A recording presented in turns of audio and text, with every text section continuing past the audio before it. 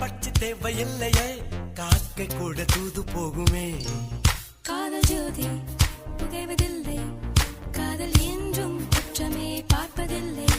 இதில் அற்பமானது எதுவும் இல்லை, இந்த நுட்பம் புரியவில்லை.